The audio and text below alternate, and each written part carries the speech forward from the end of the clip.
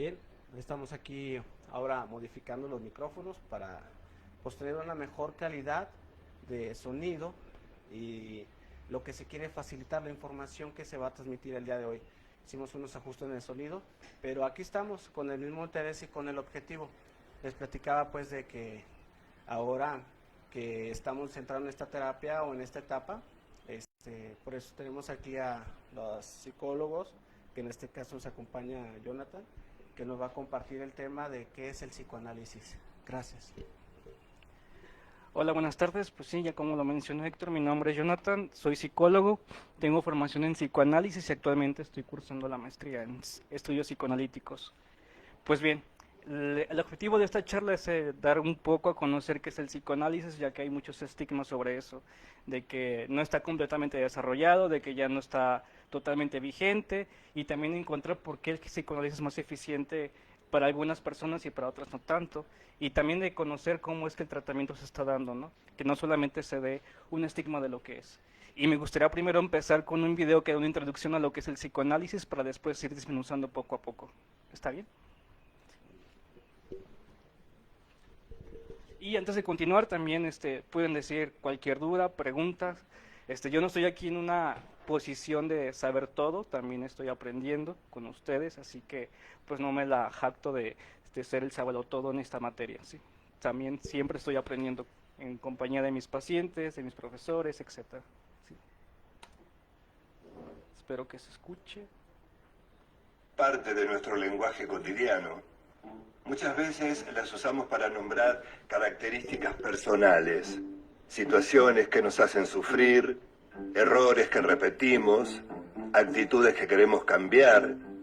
Estas palabras vienen del psicoanálisis. ¿Y qué es el psicoanálisis? Es una teoría para comprender el inconsciente y una terapia para superar nuestros problemas anímicos. El rol del analista entonces es ayudarnos a descubrir la raíz de esos problemas.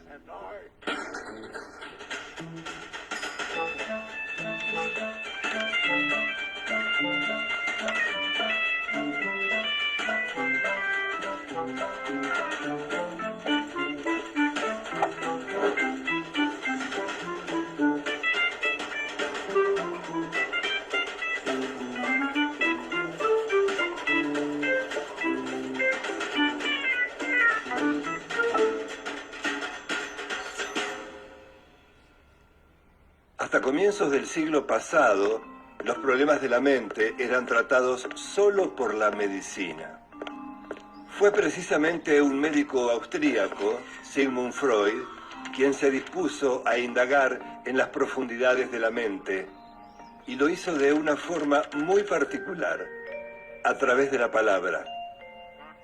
Freud escuchaba a sus pacientes, consideraba sus palabras como la llave de acceso al inconsciente.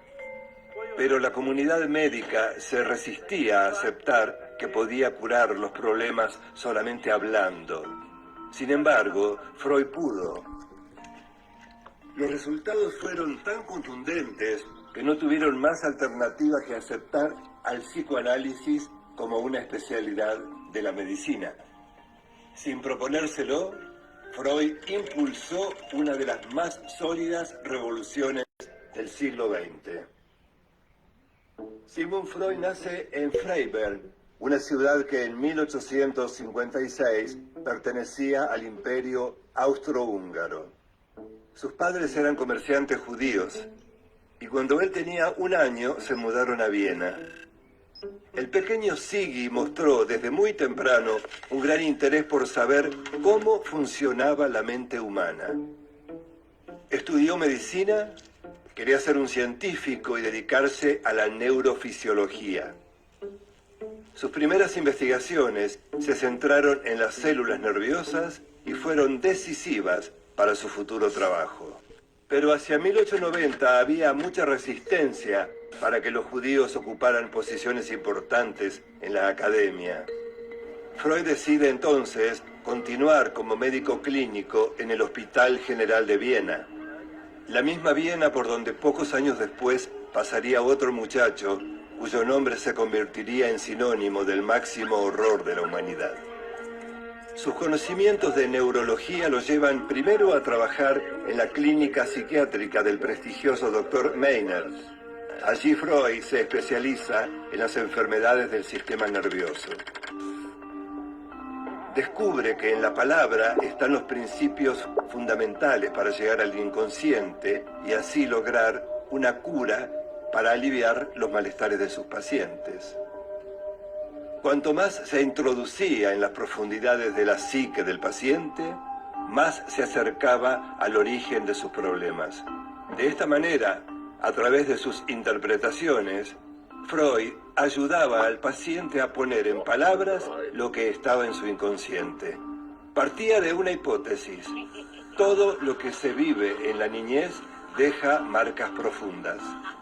De alguna forma, se graba en nuestro inconsciente sin que nos demos cuenta y determina nuestras conductas adultas. Cuando el paciente se da cuenta de cuáles son los orígenes de sus conflictos, puede empezar a cambiar las ideas que tiene sobre sí mismo. El joven Freud recibe una pequeña beca para ir a estudiar en París con el famoso neurólogo Jean-Martin Charcot. En esa época, cualquier síntoma que no podía ser explicado se atribuía a algún tipo de histeria. Y como no había cura aparente, los médicos recomendaban baños termales, masajes, electroterapia o reposo.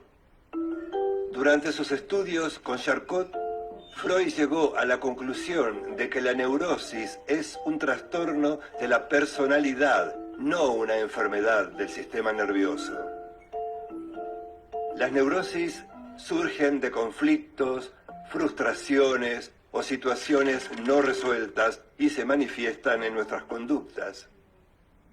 En 1886, Sigmund Freud regresa a Viena y un antiguo amigo, el respetado médico Joseph Breuer, le confiesa haber tratado un caso de histeria hipnotizando a una paciente. Ana O era el nombre de la paciente, una joven a la que se le paralizaban las piernas y los brazos, veía mal, tosía y no comprendía cuando le hablaban. Freud no la hipnotiza. Prefiere dejarla hablar sobre lo que le venga a la mente. Recuerdos, fantasías, sueños que se asocian libremente. Al concluir el relato, Ana se sintió muy aliviada. A través de la palabra comienza su proceso de curación.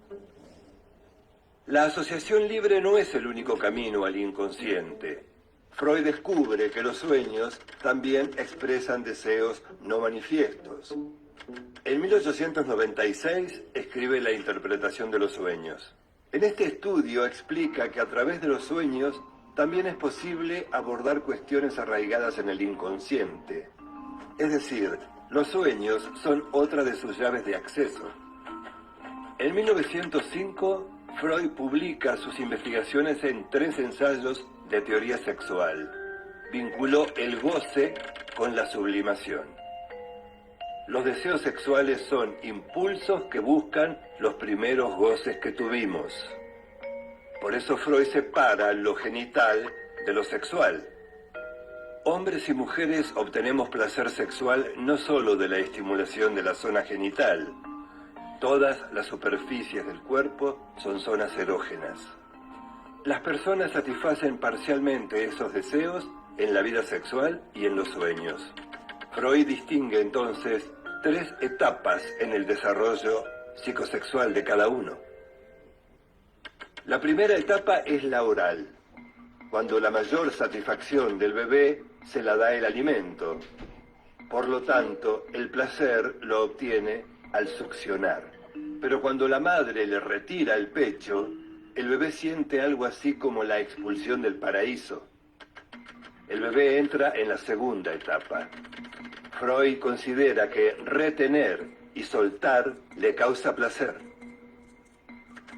La tercera etapa aparece a los 3 o 4 años, cuando el niño o la niña descubren que llevando las manos a la zona genital obtienen placer. Comienza la curiosidad, la angustia y la confusión que provocan las diferencias entre la anatomía sexual del varón y de la niña. Entre los 5 y 6 años el niño entra en la fase del complejo de Edipo. Los sentimientos del niño hacia la madre y de la niña hacia el padre entran en pugna.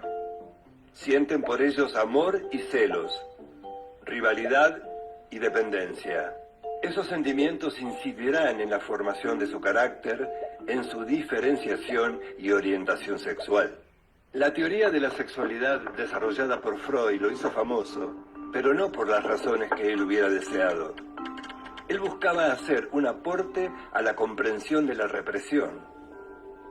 Durante la Primera Guerra Mundial siguió buscando respuestas a un conflicto neurótico de base: lo que deseamos versus lo que hacemos. Freud dijo que todas nuestras conductas estaban al servicio de reducir esta tensión. Postuló un nuevo modelo dinámico de la psique. El ello reúne nuestros impulsos primarios. La mente de un bebé es fundamentalmente ello. Al empezar a darse cuenta de algunas cosas, una parte del ello abstracto del bebé empieza a crear su yo.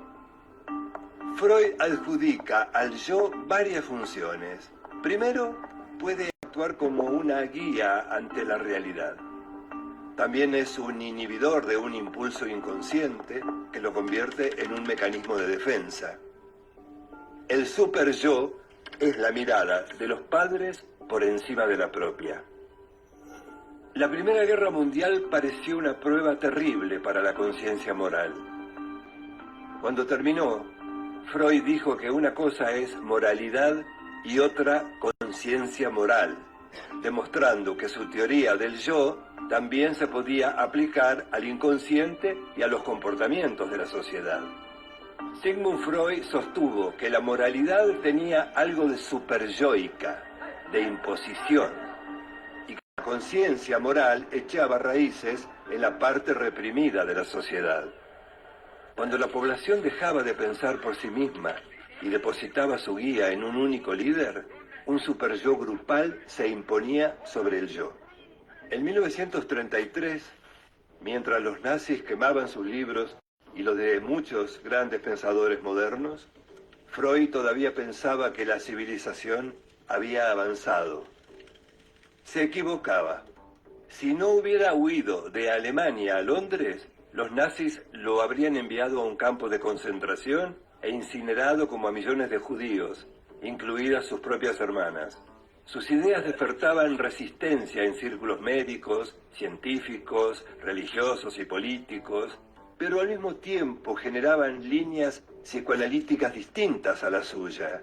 Fue admirado, resistido y cuestionado en proporciones iguales. Y dejó una importante herencia en sucesores como Carl Jung, Alfred Adler y Melanie Klein, entre otros. Una de sus discípulas más reconocidas fue la misma Anna Freud, su hija menor, quien desde muy joven se convirtió en su asistente personal. Cuando en 1923 a Freud le diagnostican un cáncer en el paladar, Ana se vuelve también su enfermera y representante oficial. Con los años, el padecimiento psíquico se independizó de la medicina y millares de médicos estudiaron al psicoanálisis y abrieron sus consultorios. El psicoanálisis se volvió parte central de la cultura de Occidente en el siglo XX, atravesando en gran medida todos los aspectos más importantes de nuestras vidas. Influyó en la crianza, la educación, la publicidad, los movimientos sociales, en la creación del feminismo, en las luchas contra el racismo, en la política, en la aceptación de la diversidad genérica y en todas las artes. Sigmund Freud continuó trabajando y escribiendo en Londres, hasta el día de su muerte, el 23 de septiembre de 1939.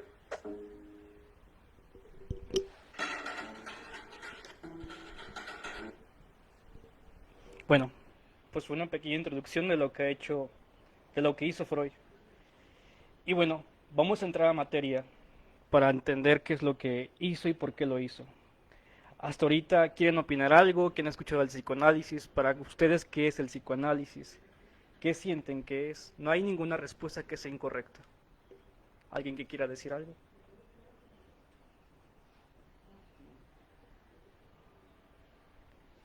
Mi percepción particular es esta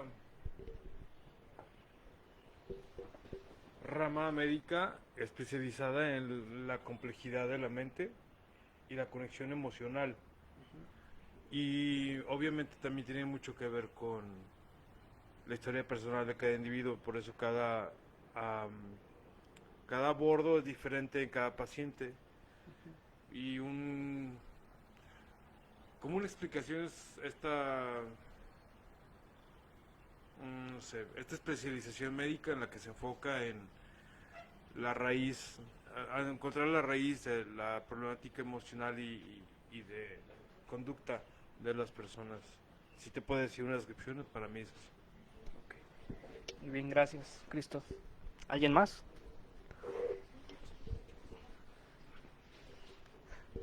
Bueno, a mí algo que me llama mucho la atención del psicoanálisis, de lo que decía Freud, es como, bueno, la idea de que no puedes pasar una etapa sin haber concluido la anterior. Y en mi caso personal, muchas veces me han dicho que soy como un niño, que soy muy inmaduro, que soy... Entonces, yo siento que hay cosas que no tengo resueltas, que por eso no he podido trascender o no he podido como darle la vuelta a la página y me he quedado como ahí en varios aspectos de mi vida. Porque yo de repente veo, a veces me junto con, no sé, con mis compañeros de secundaria, con los de prepa, y yo veo que todos ya son papás y veo que todos ya son unos señores, y yo la concepción que yo tengo de mí, o sea, yo no me veo como un señor de 37 años, ¿sabes? Y lo soy. O sea, entonces esa es una parte que se me parece muy interesante de lo que propone Freud, pues que no puedes... Lo he ido trabajando contigo últimamente, el escarbar en mi pasado y ver cómo qué cosas ahí tengo no están resueltas del todo, y eso es algo, bueno, eso es lo que yo más o menos como que entiendo. Gracias. Gracias. Hay un comentario de Alejandro Guillermo. Psicoanálisis, teoría psicológica que concede una importancia decisiva a la permanencia en el subconsciente de los impulsos instintivos reprimidos por la conciencia. Y Gabriela Ruiz Murillo les manda saludos. Y respecto a mi opinión particular de este video que nos mostraste, yo tengo otros datos. Me parece que ese tema de la cura por el habla,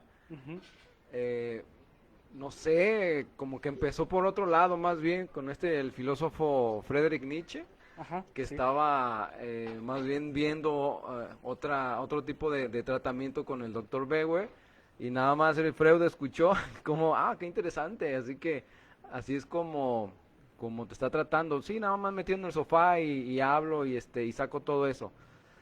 Yo ahora que retomé la terapia, he estado observando mucho, sobre todo en el tema de los sueños, porque no sabía cómo interpretarlos. Ya ves que él se dedicó mucho, estudió y escribió libros para interpretarlos. Sí. Y cuando empiezo a ver que hay mucha mengambrea, pero que hay un mensaje oculto y que siempre hay que como identificarlo, se me hace bien chido. Y sobre todo, ahora que estoy empezando a hablar mucho, ustedes no necesitan hablar tanto, o sea, solamente dan así como en el clavo, pues esto o por el otro, y me he dado cuenta de cosas que estaban ahí, pero que estaban oscuras. Sí, sí. Y yo la terapia la veo como una luz, para poder seguir caminando sin andar así como a ciegas. Okay. Muy bien, pues son respuestas muy buenas y válidas. Cada quien tiene su concepto y sí, creo que no están tan perdidos y van bien. Para entender todo este concepto del psicoanálisis tenemos que entender de dónde viene. El video nos explicaba un poquito de lo que hay, pero para esto tenemos que entender un poco de la epistemia, que es el origen de las partes. La epistemia. La epistemia son los estudios de lo que sustenta una base teórica. ¿Sí? Y Bueno, entrando en materia con Sigmund Freud, Freud nace en Viena y pues fue el mayor de 6 hermanos, fue el hijo mayor, fue el hijo predilecto, siempre fue el niño adorado porque era muy inteligente, aprendió más de 6 idiomas por sí mismo, etcétera. Ahí está, incluso cuando era adulto aprendió español para leer a Don Quijote de la Mancha desde su lengua mater, ¿sí? Para poder entenderlo.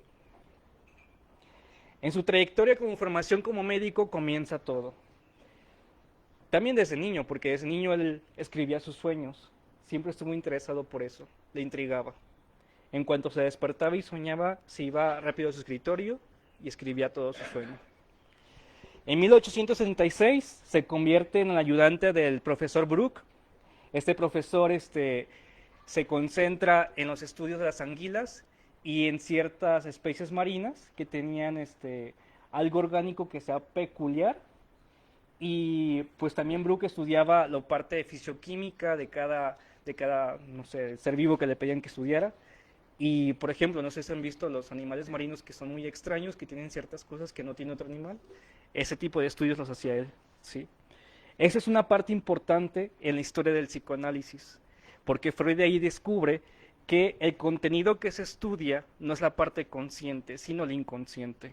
Es lo que dice, esto diferencia del ser humano de los animales, la parte inconsciente y también de que hay una pulsión, no un instinto. El animal tiene instinto. El animal puedes ponerle, no sé, la basura ahí y se la va a comer, pero ponle un humano que coma basura, pues no va a comerla. Él te va a pedir pizza, hamburguesas o lo que sea, no va a comer siempre lo mismo. Eso se le llama pulsión y es lo que diferencia entre el ser humano y el animal. ¿De acuerdo? ¿Vamos siendo claros hasta aquí? Ok.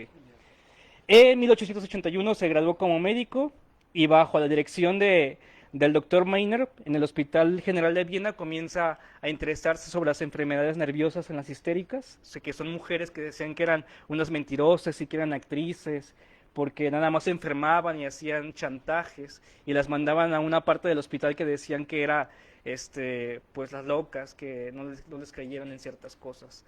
Pero Freud siempre cuestionó eso, trató de entender de que no era así. En 1884 al 87 hace estudios sobre la cocaína y comienza a entender ahí que se puede estudiar, aplicar como anestésico en ciertas zonas locales. Y para él es un gran descubrimiento en la parte médica y es reconocido por eso. Y en su interés por la histeria, en 1885 deja la parte experimental y se concentra nada más en la parte clínica. Comienza a tener puros pacientes, deja experimentaciones, etcétera.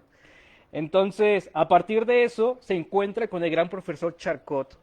Charcot le enseña a Freud esta intervención que propone a través de la hipnosis en sus pacientes, haciéndoles recordar ciertos eventos catastróficos de sus vidas, cuando las mujeres llegaban y que no podían ver, que no podían mover cierta extremidad de su cuerpo, que tenían, por ejemplo, ahorita actualmente se dice parálisis facial o parálisis de cierta parte del cuerpo, pero que no hay ningún origen biológico. A ese tipo de pacientes le llevaban a él, porque no saben qué hacer con ellas. Entonces, Freud comienza a ver eso. Freud siempre fue un hombre muy amistoso porque siempre se vinculaba de una forma muy extremista. No extremista, sino muy humana. Pero siempre que se vinculaba con alguien salía peleado por sus ideas, porque le decían que estaba loco, que era un enfermo, que le robaban sus ideas, pero etcétera, ¿no? Pero lo que hacía era tomar una cosa y ir empezando a darle una forma a sus teorías y entender al ser humano de una manera distinta. ¿Hasta aquí estoy siendo claro? Ok. Durante su proyecto como médico de Freud, comienza a darse cuenta que la medicina ya no le llena y que incluso en una de sus cartas a Marta, su esposa, le dice: ninguna cuestión médica logra excitar mi interés. Carta a Marta, el 15 de agosto de 1882. Desde ahí comienza a tener esta espinita, es que medicina no es para mí, porque sentía que no era lo que estaba buscando, por eso empezó a leer, a investigar, a juntarse con muchos pensadores, etcétera. Y bueno, aquí en esta pintura podemos ver a Charcot, que es el médico que está aquí, ¿sí lo pueden ver? Este médico tenía una forma de enseñar muy peculiar, era muy teatral. Si ven acá, están los estudiantes de medicina viendo cómo es que hipnotizaba a los pacientes. Hubo un momento de una paciente para experimentar, le dijo que cayera a cierto momento y que le iba a provocar ciertos olores, y la paciente se da cuenta en un momento consciente de lo que le estaba diciendo y le reclama a Charcot, le dice, no, me estás poniendo más mal. Y es cuando Freud dice ahí, esto también está mal. Estamos lastimando al paciente y no ayudando. ¿Qué opinan de eso? De que Freud defiende esta parte del no lastimar, de no tocar ciertas cosas. Desde ahí se ve esta parte humana de él.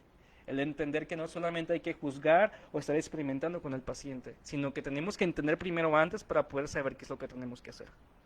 El objetivo al final era ayudar al paciente, no únicamente entender la complejidad de su mente, sino también poder ayudarlo a trascender esa situación o que le impedía pues seguir adelante, pues muy bueno. Ok, muy bien. Pero si nos vemos en el contexto como estaba en 1900. 86. Estábamos hablando de experimentación. Sí. O sea, no había información, no había conocimiento y lo que había era teorías, propuestas y eran locas para ese tiempo. Eran muy arriesgadas y eran demasiado radicales porque, como tú lo mencionaste, solamente estaban las cuestiones físicas, orgánicas, químicas del cuerpo. Pero en la cuestión del consciente y el inconsciente, que es donde se enfocó Freud, no había mucho tema, de hecho no había nada. Creo que Charcot fue el primero quien comenzó a hacer esto experimentando. Ujú. Afortunadamente de él vienen otros muchos y hasta la fecha se sigue indagando más en esto para poder hacer más asequible la luz hacia esta concientización y las formas de cómo hacerlas, cómo poder trabajarlas, cómo poder manejarlas, cómo poder hacerlas más asequibles a la población.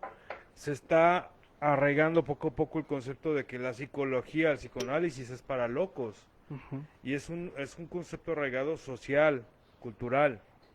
Se está cambiando ciertos estigmas hoy 2021. Imagínate entonces, estamos hablando de hace 120 y tantos años, o sea, que no había nada, pues obviamente estaban haciendo experimentaciones con muchas cosas. En el caso de él, claro, sí, puedo notar la consternación por, güey, estamos hablando de una vida, de un ser humano. No queremos lastimarla más. Pero bueno, también, repito, si me meto en el contexto, es lo que había, y era parte de experimentar con probar cosas nuevas. Hola, ¿qué tal? Soy Renato, parte de aquí de Alternativa Terapia. Buenas noches a todos. Y yo lo que no sé, nunca he leído sobre Freud ni no sé del psicoanálisis, pero quizá esto que ya percibió ahí Freud, ahorita con lo que preguntabas, Ujú. no sé si sea eso que el día de hoy, bueno, es algo que también aquí nosotros lo percibimos, que es el que el paciente va diciendo hasta qué punto, pues. No es el psicólogo el que lo va forzando, pues. Exacto. Sino tú, o sea, de quien tiene que nacer es de ti.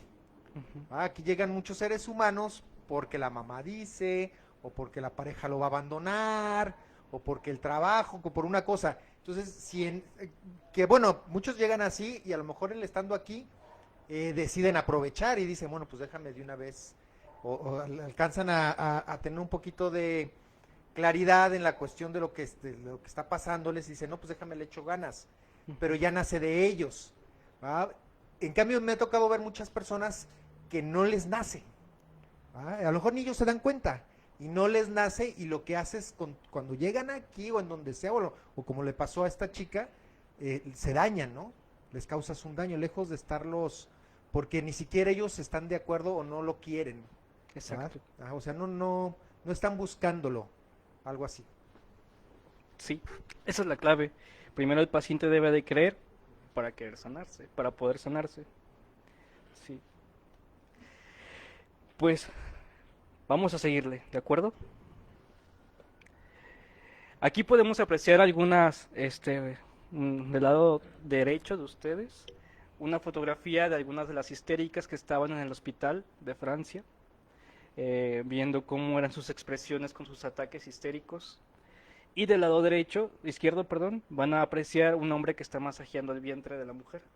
Eran técnicas para poder atacar la histeria. Pero eso se vincula con la situación de la represión sexual en la mujer. Porque la mujer no podía fantasear, no podía decir ciertas cosas, no podía mostrar, y entonces una forma en la que podía tener cierto placer era masajeando el vientre. Después se crearon ciertos cinturones masajeadores y después se contrataban médicos para hacer los masajes, etcétera, y eso se...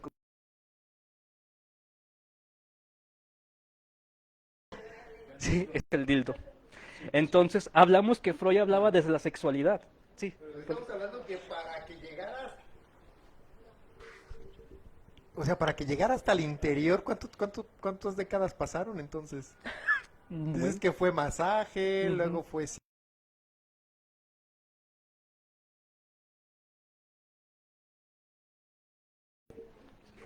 A mí me encanta la investigación, me encanta muchísimo. Me asusta mucho cuando me remonto y veo el contexto de la situación y del tiempo, ¿no? En esa época, la forma en cómo trataban la histeria era inhumana. Sí. O sea, literalmente metían en unas pinches bañeras llenas de hielo a la gente, güey. Les daban electroshock, cabrón. Les hacían lobotomías. Los golpeaban, los maltrataban, los subajaban, los trataban como animales y peor. Y era histeria. Y cuestiones como la homosexualidad. Cuestiones como, no mames, pendejadas como ser zurdo, por ejemplo. O cuestionar ciertas creencias. Ajá. Y era como, güey, no mames, o sea, cuánta desinformación y cuánta ignorancia colectiva de todo un sector de la población, y realmente eran muy pocos, y esto es lo que a mí me gusta mucho de estos contextos. Muy pocas personas pudieron decir, ok, creo que esto está mal, vamos haciendo algo diferente. O sea, entonces, dentro de ellos rescato las aportaciones de Freud, pero, o sea, hay otros muchos analistas que también hacen un chingo de aportaciones muy positivas a nuestra concientización, a las formas como se tratan las enfermedades, a la investigación, pero sí, son pues casi un siglo, casi un siglo de mucho avance, de mucha información, de mucho análisis, de mucha experimentación, y también pues obviamente la ciencia, la tecnología, la cuestión social van avanzando en conjunto. O sea, tanto los recursos médicos como la cuestión científica, como las cuestiones de las herramientas en bioquímica y lo demás que tenemos el día de hoy, vienen a partir de entonces. Sí. O sea, todo esto viene a partir de experimentar, ¿no? Desafortunadamente estamos hablando de 60, 70 años de personas que o murieron o estuvieron cerca de la muerte por este tipo de tratamientos. Exacto. Y que muchos hospitales psiquiátricos hasta 1980, 90 todavía usaban este tipo de tratamientos. Y me da escalofríos pensar, o sea, yo viví en esa época, porque solo por el hecho de ser homosexual había vivido este tipo de procesos, más la discriminación, más toda la cuestión mental, psicológica, social, el choque cultural, todo lo demás, ¿no? Solo por tener una preferencia diferente. Sí. Más, agrega que yo soy histérico, agrégale que soy drogadicto. Un chingo de problemas, ¿no? Me matan. Yo tengo una pregunta. El término histeria ya no está permitido, ¿verdad? Bueno, la psicología no lo reconoce. Es que, bueno, varias corrientes utilizan otros términos. En psicoanálisis aún se utiliza, sí. Pero, como se ha ido desarrollando la medicina, está un manual de diagnósticos de trastornos mentales, donde hay ciertos rasgos donde calificas para que digas tiene tal trastorno, pero se puede encasillar en histeria, en psicosis o en neurosis, en todo eso. O sea, en psicoanálisis también tenemos algo así, pero también encajan estas cosas. O sea, es algo complicadito de explicar, pero sí aún se utiliza. Sí. Y así como existe la histeria femenina, existe la histeria masculina. Porque antes también era una visión muy machista el hecho de creer que solamente las mujeres tenían histeria. Pero no es así. También el hombre tiene histeria. Y todo porque, si nos preguntamos esta situación de Freud, de por qué se concentraba en estas pacientes y por qué la mayoría era mujer, era porque estaba totalmente reprimida. Si hubiera sido contrario, el hombre hubiera sido reprimido. Sí. Era la época victoriana. Exactamente, de la época victoriana. Pero conforme fueron pasando los años, también se descubre de que hay hombres histéricos. Y de que si hablamos de represión en aquellos tiempos, aquí también hay represión actualmente. Por ejemplo, aquí, pónganse a pensar, ¿quién no se compró una ropa porque creyeron que se les iba a ver mal? Eso es represión. ¿Por qué? Por tratar de entender. O si comen cierta cosa, les va a hacer daño y eso también es una situación. O el tipo de color de ropa. O el mostrar cierto afecto entre hombres o entre mujeres, aunque no son homosexuales, también incluye una parte represiva. Pero es porque hay algo que está llamando la atención y que se tendría que trabajar en análisis, de saber por qué está ese conflicto. También al medio encontramos los estudios sobre la histeria que lo hace Freud en compañía de Breuer, explicando la situación de algunas pacientes que recibió y explicando también la historia, el tratamiento y qué fue lo que ocurrió. Si tienen tiempo pueden investigarlo y hay unas historias ahí de algunas pacientes que tuvo él. Durante el método terapéutico íbamos a entrar a la parte de la historia de lo terapéutico, lo que tú decías, Christoph. De 1886 a 1887 se utilizaban ciertas herramientas para atacar la parte física y médica con electroterapia o electroshocks, ¿sí? Hidroterapia, agua caliente o agua fría. Y la cura de reposo y sustancias farmacológicas, es decir, te sientes mal, te sientes triste, te voy a inyectar tal sustancia. No tienes que sentirte mal, solamente tómate esta pastilla. Y era como se trataba. Y el reposo, la cura de reposo era vete a acostar y ya. No se trataba nada más. Fíjate que hace poco vi una pócima que era para dormir, decía Dulces Sueños, se llama, creo. Uh-huh. Como del 1890 más o menos, y fíjate, traía cannabis, láudano, o sea, cosas que ahorita son, ¿cómo? No, pero yo digo por o sea, tremendo, y me imagino que esas sustancias que mencionas eran cosas, pero bombas, ¿no? Sí, que ahorita no. algo así. Era todo. Sí, eran sustancias que podrían poner en peligro la vida del paciente. Solamente por erradicar el síntoma que tenían y porque no era normativo. Y solamente se concentraban en la parte corporal, pero no se preguntaban cómo se sentía, qué pasó en su vida, etcétera. Y eso es lo que Freud empieza a cuestionar de por qué sienten eso. Y después está este punto moral, donde se habla de esos cuatro, y escuchen esto, eso se utiliza mucho actualmente en comunidades terapéuticas, en ciertos centros de rehabilitación, etcétera. Los 4 principios de aislamiento: ocupación, vida común y sustitución de la voluntad. Es decir, primer punto, retirar al paciente de la familia y de la zona tóxica. Ocupación, que sea los servicios que tienen los pacientes, ¿no? Ponte a limpiar, ponte a hacer esto.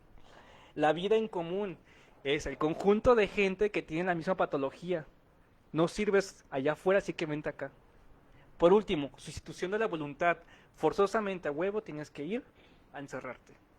O sea, eso es algo que se utilizaba en 1886.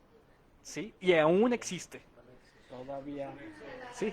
Y luego, el camino de la razón, que era otra técnica. Primer punto, aconsejar.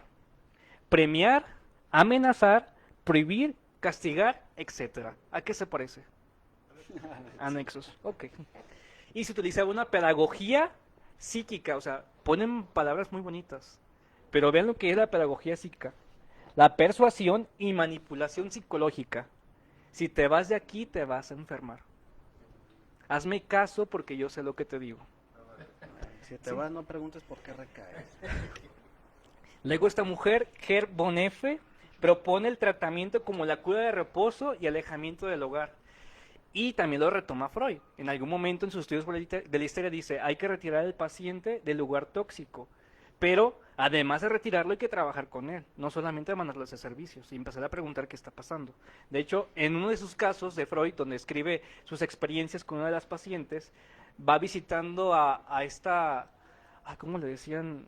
A esta paciente en una o sea, en este sanatorio, le preguntaba qué sentía, cómo estaba, cómo le iba el día a día, y comenzaba a ver que los síntomas histéricos se iban reduciendo porque iba hablando cada vez más de lo que ella sentía, y que ya no era necesario tomar algún tipo de medicamento, hasta que pues se le quitó, ¿no?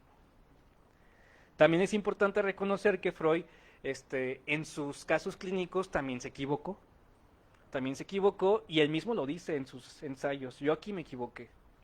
Es lo más peculiar de Freud, porque cuando han escuchado que un teórico lo dice, me equivoqué. Y Freud tenía lo suficientes para decir aquí me equivoqué y se corregía también. En el método terapéutico también entra esta situación en la sugestión hipnótica, que es otro método distinto, que va de 1887 a 1889. ¿Cómo comienza? En el 87 Freud se va al hospital, donde les comenté que tenían las histéricas ahí en un lugar aparte porque eran las simuladoras, así le decían en esa época. En 1888 utiliza la hipnosis o sugestión hipnótica, es decir, las ponían en un trance profundo y decían: a partir de mañana ya no vas a sentir este malestar. Pero pasaban 3 meses y regresaba el síntoma. Y por eso Freud renuncia a esto, porque se da cuenta de que los síntomas regresan. Solamente es como un curita en la mente para decir ya no se siente mal, pero siempre regresa el síntoma. En 1890 escribe el tratamiento psíquico o el tratamiento del alma, cuando comienza a explicar que es importante también escuchar la historia antes de la hipnosis y también empezar a preguntar durante la hipnosis, porque lo que hacía Charcot no preguntaba, no se iba más allá, y de hecho en algún momento regañó a Freud, le dijo: ¿por qué estás preguntando eso? Vas a hacer daño. Y Freud pues amarraba sus y empezaba a cuestionar cada vez más, porque en algún momento Freud fue también algo salvaje, muy primitivo, pero era porque era el primer psicoanalista, no había alguien más que estuviera guiándolo, y tuvo que hacer esas intervenciones, empezar a decirle: tienes que hacer esto, te estoy preguntando tal cosa, y ahorita ya no se utiliza eso. De hecho hay un escrito que se llama Consejo al médico, donde dice él qué es lo que no tienes que hacer como psicoanalista, que es decirle al paciente qué tiene que hacer, cuestionarle tanto y respetar también esa parte de lo que no quiere hablar. En algún momento lo va a decir y no juzgar. Y también existe este caso muy famoso de Elizabeth von R., que es la que está aquí en esta foto. Esta mujer tiene un caso muy peculiar porque no movía una pierna, tenía mucha tos, le daba asco comer, también tomar agua. Era una mujer muy pudiente, de alta sociedad. Y la cuestión aquí es que entra porque ya su vida no era totalmente normativa. Cuando comienza a hablar esta mujer, comienza a decir que todas las noches cuidaba a su padre, y la mujer, siempre que su papá le tocaba las noches la pierna, que era la pierna que se le paralizaba, decía: ¿cómo pues me gustaría que no poder levantarme para no poder ayudarle? Y entonces, de una manera inconsciente, su pierna se paralizaba, porque no podía decir que estaba harta de cuidar a su padre, porque la cuestión moral le decía: no tienes que despreciar a tu padre. ¿Hasta aquí vamos bien? Ok. Después, durante este método de estar escuchando a esta mujer, Freud le comienza a insistir en un tema muy importante para ella, donde ella se quedaba totalmente corta y evadía lo que estaba diciendo, y comenzaba a insistir ahí Freud. Ella recordaba un evento donde su cuñado caminaba alrededor del lago y la mujer cambiaba de tema. Y siempre lo recordaba cuando ella se estaba bañando y se acordaba de ese evento. Pero meses atrás su hermana había muerto y también su padre. Y ella decía que era la siguiente que iba a morir y que estaba harta de cuidar gente. No dijo exactamente eso, pero algo así. Yo entender eso. Entonces, cuando Freud insiste, esta mujer le dice que la deje de fastidiar, que no pregunte más, y Freud le dice: no, es que tienes que hablar y tienes que hacerlo. Y comienza a cuestionar Freud hasta que ella dice: está bien, lo que pienso yo en mi fantasía es que me alegré tanto de que mi hermana haya muerto, porque así ya tendré la posibilidad de casarme con él. Porque ella lo que buscaba era casarse con un hombre que la quisiera, que la amara, que la respetara, como en algún momento este hombre respetó a su hermana. A partir de ese momento los malestares se quitaron y ya no tuvo histeria, y comenzó a tener ciertas relaciones más sanas y se casó. Sí.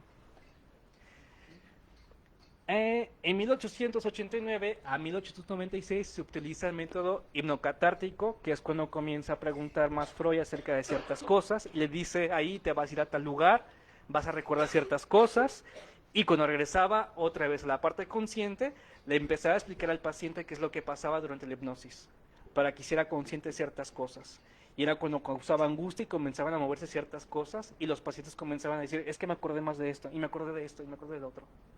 Que había cosas que habían olvidado, y eso es lo que Freud le llama amnesia infantil. Porque cuando estamos pequeños borramos ciertos contenidos psíquicos, porque en algún momento nos dijeron que estaba mal hacer eso.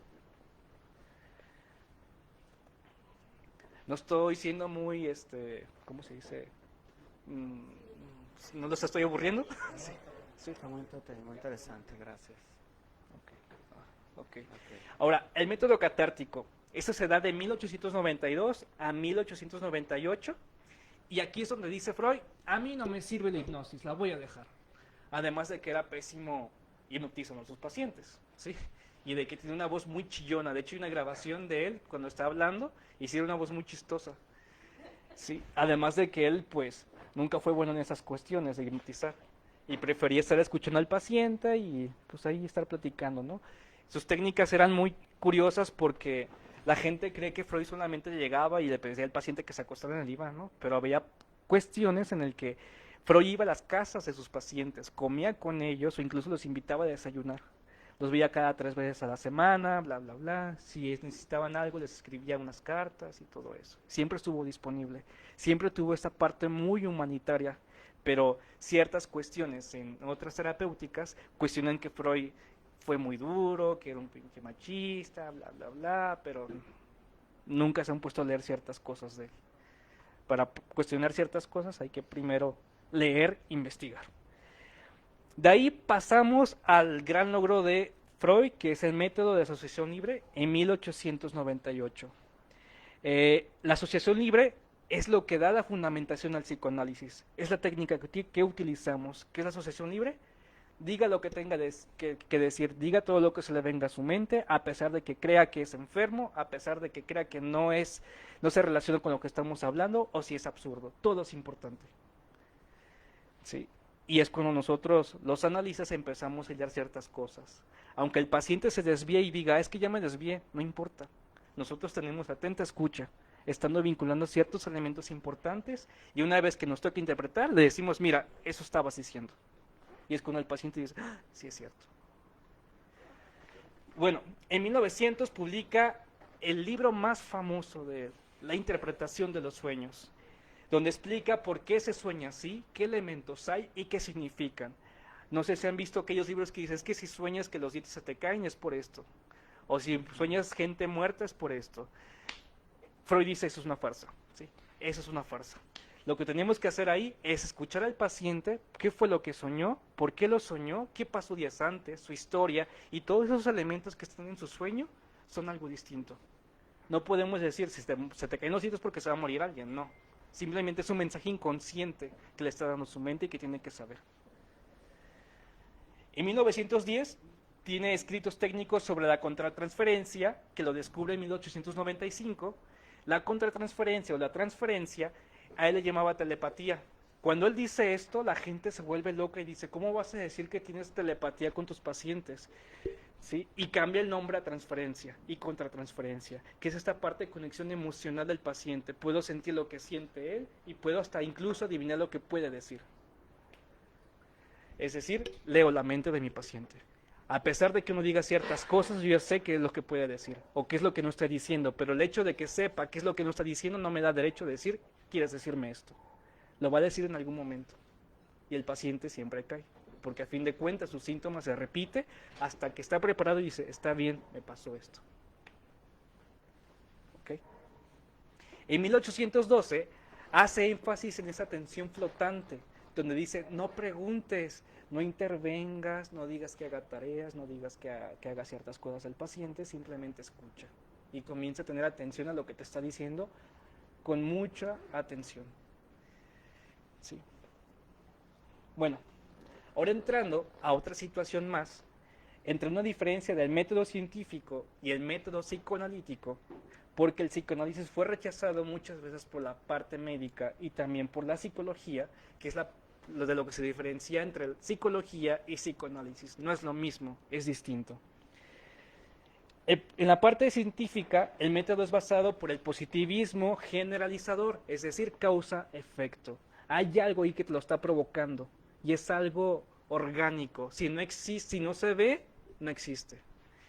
Y en psicoanálisis decimos el método basado en estudio caso por caso, es decir, escucho lo que dice mi paciente, pero no va a ser lo mismo que va a decir mi otro paciente. Las técnicas pueden ser diferentes, los estudios son distintos y no puedo aplicar lo mismo que me está diciendo mi paciente a otro. A comparación de otras terapéuticas que dicen, si tiene el paciente esto, dile que haga esto, ponle ciertas tareas o ciertas intervenciones. Y eso hace que el tratamiento no sea totalmente puro, sino que ya también hay algo, parte moral del psicólogo, de su historia, que está imponiendo ahí. Y es cuando no podemos permitir hacer eso. Por último, están estos dos puntos que en la parte científica habla de la objetividad, pero el psicoanálisis no se va a eso, se va a la parte subjetiva. ¿Dónde está el inconsciente? ¿Lo han visto? Eso es lo subjetivo. No lo podemos tocar, lo podemos escuchar. Pero ¿cómo podemos demostrar lo que escuchamos? A través del lenguaje, de lo que interpretamos. El estudio del objeto es sin el sujeto en la parte científica, ¿sí? Yo estoy estudiando que el paciente tiene depresión, pero voy a descubrir por qué tiene depresión, porque posiblemente no tiene cierta alimentación bien, bla, bla, bla, bla. Y dentro del psicoanálisis, el estudio del sujeto con el abordaje del sujeto. El paciente le pasó esto, tiene depresión porque en algún momento perdió cierto ser querido, vio cierta cosa y se acordó de eso, y comenzó a botarle ciertas cosas. Esa es la diferencia entre psicología y psicoanálisis. Bueno, estábamos hablando acerca de las experimentaciones que había en algunos otros tiempos, y hay estas dos pinturas del Bosco. El uno de su lado derecho van a ver la extracción de la piedra de la locura. Hace mucho tiempo se creía que había una piedrita en nuestra cabeza que nos decía que estábamos locos, ¿sí? Cuando empezábamos a cuestionar, cuando nos enfermábamos, cuando no había alguna cura con ciertos tés o remedios o limpias, era porque tenías algo en la cabeza y te lo tenían que quitar. Del otro lado está la nave de los locos. En esta nave se ponían a todos los locos de la comunidad y se echaban al barco y los echaban a perder a la isla. Eso era la cura para las enfermedades mentales. El primer asilo para enfermos mentales se funda en Europa, Venecia, en 1409, diciendo que tenemos que tener 1809, un trato más humanitario, pero aún así había ciertos desprestigios. ¿Sí? Solamente se encerraban, se dejaban a un lado y ya. Y en Virginia, Estados Unidos, en 1763 se construye el primer edificio enfocado a enfermos mentales. Ya cambia de concepto, ya no es el loco, es un enfermo mental. Ya comienza a verse de más humanidad ahí. Y bueno, la evolución clínica, hay ciertos tiempos muy importantes para entender el síntoma. En la edad antigua clásica se hablaba de la locura, ¿sí? Si pensabas distinto, si decías que el mundo no era plano, estabas loco. Si cuestionabas ciertas cosas, era porque estabas loco. No había otra respuesta. En la Edad Media, la posesión demoníaca y hechicería. Por ejemplo, las brujas, mujeres que eran inteligentes y empoderadas, se decía que eran brujas porque estaban desprestigiando a muchas mujeres y no estaban obedeciendo. Ese es un ejemplo claro de esto. Y en el mundo moderno del siglo XVI al siglo XVIII, hablamos de esta situación alineada, donde todos tienen que irse excluidos a ciertos lugares, como las pinturas que les enseñaba hace un momento. Y por último, en el mundo moderno, que es en el siglo XIX y XX, se habla ya de la enfermedad mental. Ya es cuando comienza a darse la psicología, el psicoanálisis y ciertas terapéuticas. En el mundo moderno, del siglo XIX al siglo XX, hay tres miradas distintas. Está la médica, la psicológica y la psicoanalítica. En la médica se tiene una visión totalmente de una enfermedad mental, pero con una clínica de la mirada. Solamente viendo voy a ver qué es lo que tienes. Si te estás, no sé, si estás moqueando, tienes pues gripe, ¿no? Lo que hace el médico es eso, observar, estar viendo a través de la entrevista y estar diagnosticando. Y esto se le determina como clínica de la mirada, solamente viendo, no escuchando ni preguntando. Y el origen tiene un origen del cuerpo y es una anomalía cerebral. En la psicología se habla de una visión psíquica de la enfermedad mental y entra ahí a la clínica de la escucha, donde tenemos que escuchar y cuestionar para saber qué es lo que está ocurriendo. Y tiene aquí como origen la parte consciente. Ahora, en psicoanálisis es exactamente lo mismo, pero en el origen solamente es que el estudio es el inconsciente. Ahí es donde existe. Y bueno, aquí hay otros más descubrimientos que para no ser tan largo la parte teórica, pues se habla acerca del nivel teórico ciertas cosas como el trauma, la seducción, la fantasía, el sueño, las 3 etapas de la teoría psicosexual, la parte patológica de la clasificación de ciertos trastornos mentales, el nivel teórico acerca de lo que hablábamos, ¿no? De cómo fue el proceso hipnótico hasta el proceso de asociación libre, y el nivel de implicación personal, que es cuando Freud comienza a escribir cartas para poder tener su propio autoanálisis. Dirán ustedes, entonces, ¿quién analizó a Freud? ¿Quién fue su psicoanalista? Fue un autoanálisis, le mandaba cartas a Fleiss, a un amigo que él tenía. Se acordaba de ciertas cuestiones y a Fleiss le contestaba y decía, está pasando eso, esto y el otro. Y es como él se analizó. Y bueno, ¿cómo es el contenido del inconsciente? ¿Cómo podemos escucharlo o verlo? A partir de ciertas manifestaciones. 1, actos fallidos. Por ejemplo, quería decir el nombre de mi novia, pero le dije el nombre de mi exnovia. Ahí hay un contenido inconsciente. Sí. El lapsus, ciertas equivocaciones que tenemos en el momento de hablar. Aunque, por ejemplo, no sé, decimos, no sé, ¿qué puedo decir? Cuando, no sé, llega un paciente y en lugar de mí de decirme, no sé, por mi nombre me dice padrino. Sí, pero pues porque hay un contenido también inconsciente ahí. Los olvidos, se me olvidaron las llaves, ¿no? O se me olvidó cierta cosa, pero es porque hay algo ahí también. Los sueños que se interpretan. El chiste también es un mecanismo, porque está disfrazando algo, está diciendo una verdad para hacerlo más aligerada, pero para no sentir tanta culpa y pudor. Los síntomas, tanto físicos como psicológicos, lo que no se habla, el cuerpo lo habla. Y la transferencia, es decir, siento que el paciente puede pasar que esto, bla, bla, bla, o la conexión que tiene el paciente hacia su terapeuta. Es decir, la transferencia funciona para que el paciente se sienta cómodo. Escoger un psicoanalista es como escoger zapatos. Unos que te gusten, con los que te sientas cómodo, y es ahí. Si no, no va a funcionar. Y bueno, aquí hablamos de estructura psíquica. Tenemos acá del lado izquierdo el yo, el ello y el superyo, que son términos muy famosos. Y acá encontramos la parte del consciente, del preconsciente y del inconsciente. La represión está acá de este lado, aquí está el inconsciente y aquí están los síntomas. Lo que hacemos en terapia es irnos aquí, ¿sí? Perdón, aquí, para encontrar esta parte del inconsciente, que es lo que está pasando aquí. También ver acá que está la represión. Acá, ¿no ves? No. Ah, bueno. Bueno, el contenido que está aquí es el que estamos trabajando nosotros, ¿sí? Perdón.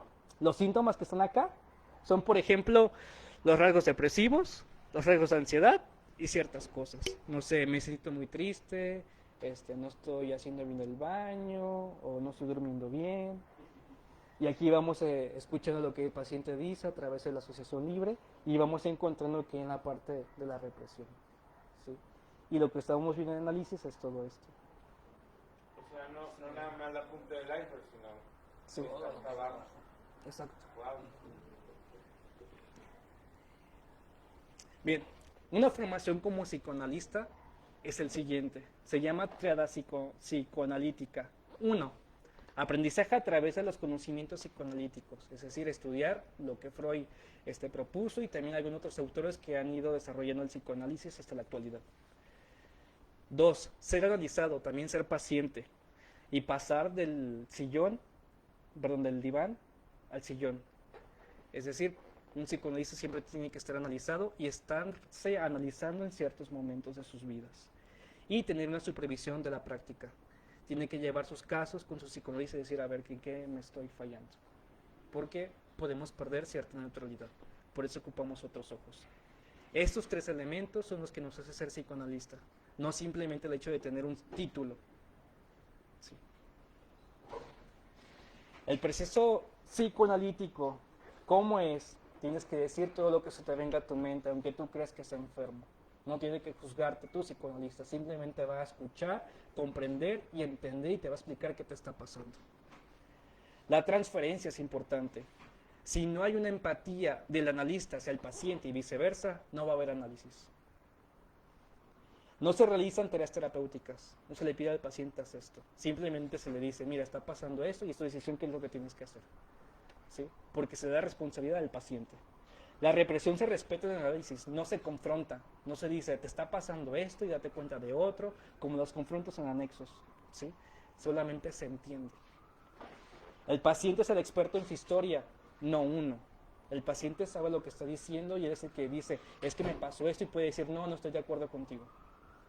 Se vale decir eso. El analista funge como objeto, no como sujeto. El único sujeto que importa ahí es el paciente. Nosotros somos una cosa, somos como un cesto de basura. El paciente vomita y nosotros decimos, mira, te recicla esto. ¿Sí? Y, pues bueno, para esto me gustaría leerles un caso de Francois Dolto, que es una psicoanalista francesa, de lo que pasó en su primer análisis. ¿Están listos? Dice, recuerdo muy bien las 3 primeras sesiones. No pude decir ni una palabra. No hice más que sollozar en el diván, sentada, no acostada, en el diván de la Ford. Pero me hizo tanto bien, me sentí extraordinariamente aliviada. No sabía en absoluto qué era el psicoanálisis. Diga todo lo que piensa, me dijo. Como no pensaba nada, lloraba, es todo. Por llorar, sin decir nada, durante 3 sesiones me había hecho tanto bien que ya dormía perfectamente. Entonces decidí continuar. Algunos nos critican porque no hablamos mucho, pero sí hablamos. Y por ejemplo, hay pacientes que dicen, no quiero hablar hoy, me quiero acostar. En la semana tuve una paciente así que decía, es que hoy no quiero hablar. Y yo, pues vamos a hablar de lo que no quieres hablar. Y terminó hablando de lo que quería hablar. Pero después de haberse acostado en el sillón y estar llorando, y estar abrazándose con los cojines que tenían. Pero a fin de cuentas, la situación aquí es que tenemos que respetar esa posición del paciente. El espacio no es del psicoanalista, es del paciente. ¿Qué piensan? ¿Qué opinan?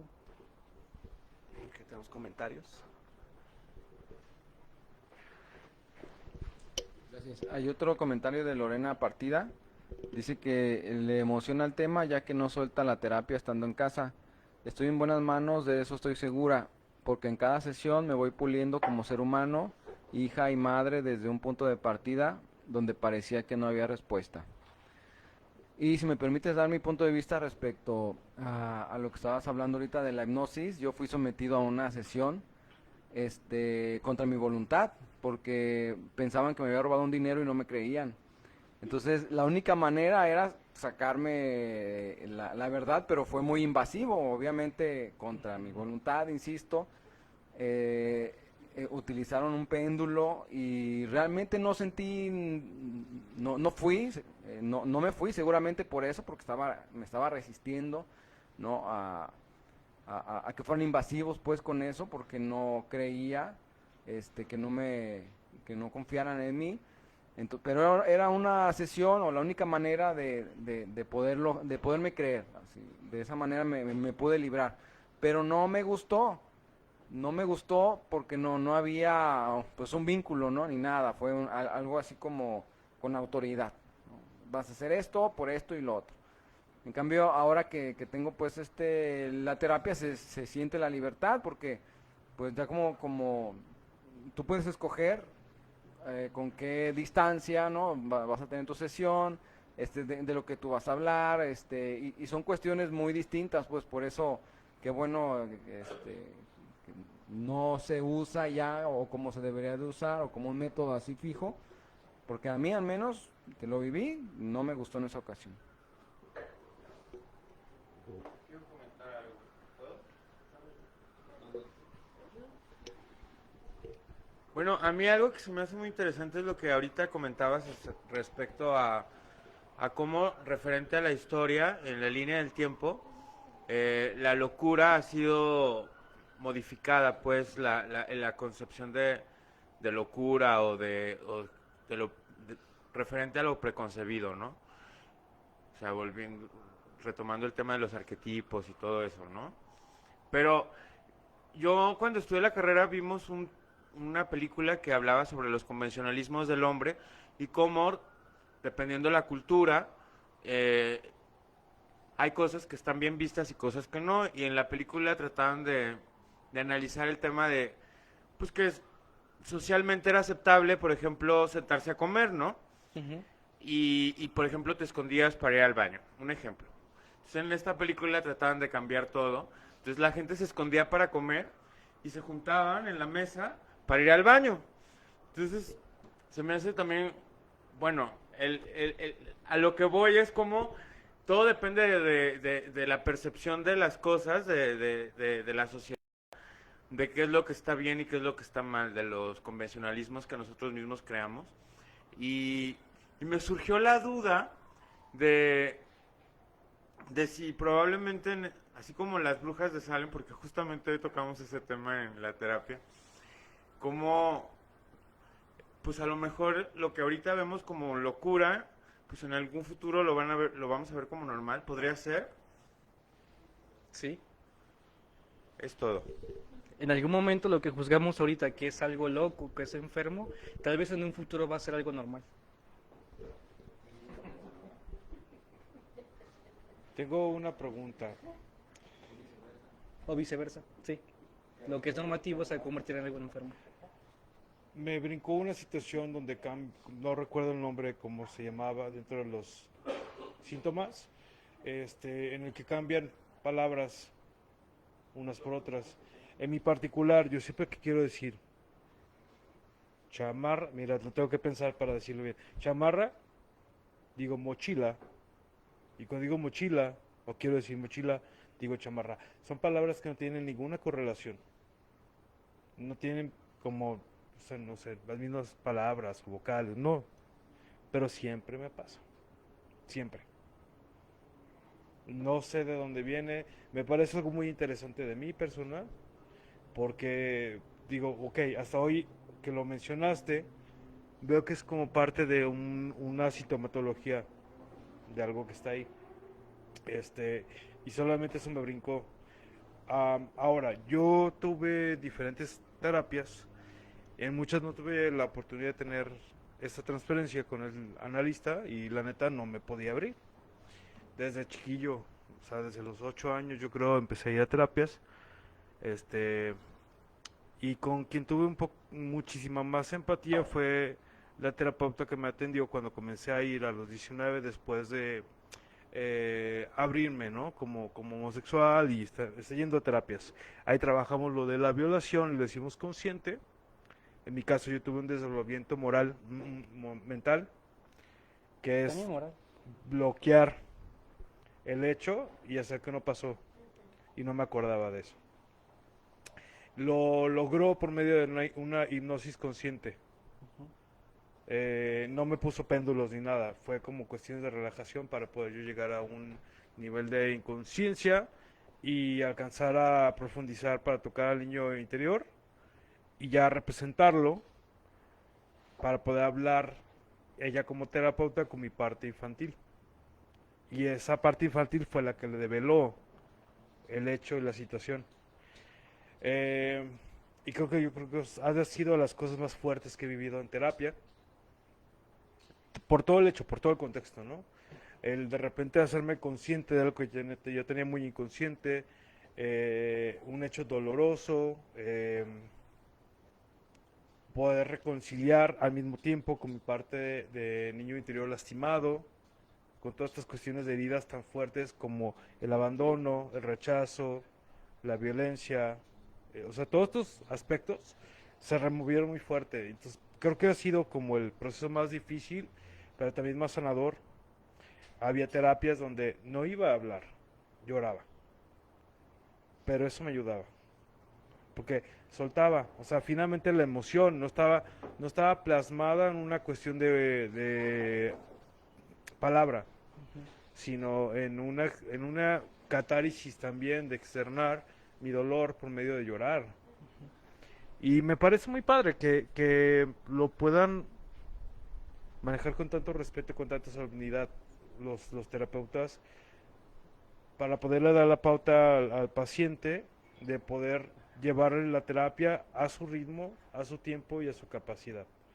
Y a mí en particular me ayuda mucho para poder llevar como, sí, a mi pauta, a mi proceso. Y no me siento invadido ni forzado. Y al contrario, tengo esta libertad, ¿sabes? Como para poder externar más o poder expresar mejor. Y luego ya lo traigo así como a una vida de diario. No me espero a que sea mi terapia.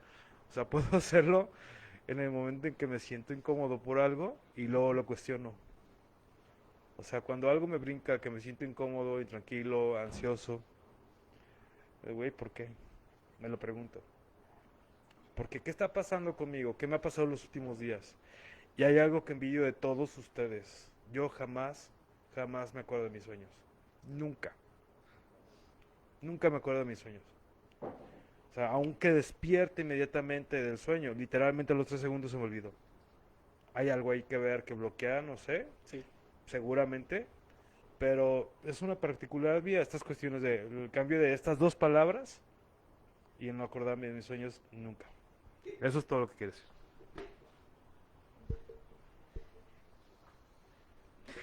Pues sí, a veces la mente comunica ciertas cosas y no podemos entender lo que nos dice. Y la tarea del analista es traducir eso. Hay ciertos elementos que no se pueden interpretar de una manera sencilla, que tienen una tarea muy ardua durante mucho tiempo, y hasta que nos demos cuenta, no sé, ni te das cuenta. Te despiertas un día y te das cuenta de que se me quitó. Y así es como se trabaja en análisis. De que, no sé, quiero dejar a mi ex, ¿no? Y y hay pacientes que, no sé, tienen ya como 6 años con ese problema, 10 años. Y llega un momento en el que ya se acuerdan de que dejaron de ver al ex. Y dicen, ay, ya no me acordaba de eso. Y era porque ya pasó algo ahí, ya hubo un clic. Y no se le puede decir qué pasó. Ya después con el tiempo se va a ir dando cuenta de qué fue lo que pasó para que sanara eso.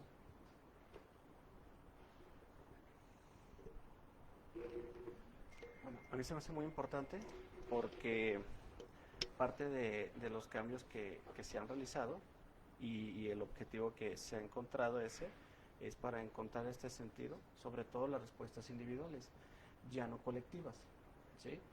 Yo me he encontrado con eso y para mí ha sido muy favorable porque primero ha sido meterme en mi historia y a través de compartir mi historia van saliendo esos puntos. Entonces voy encontrando respuestas y las que creía que eran, resulta que no. Entonces para mí ha sido un descubrimiento muy importante para ir haciendo modificaciones, ya no tanto en el pasado. Yo sé que no puedo regresar al pasado, hacer un viaje en el tiempo, esas cosas, ¿no? Pero en esos momentos en que se empieza a compartir esa historia, me empieza a arrojar. Y a través de ese psicoanálisis es como voy descubriendo. Para mí es una parte muy importante ir sanando. Y lo que me comentan hace rato era, ya no da tanto la herida, hay que buscar la cicatriz. Para mí es importante, por eso la invitación de que tengamos terapia, ¿verdad? ¿Alguien más quiere compartir algo? Okay.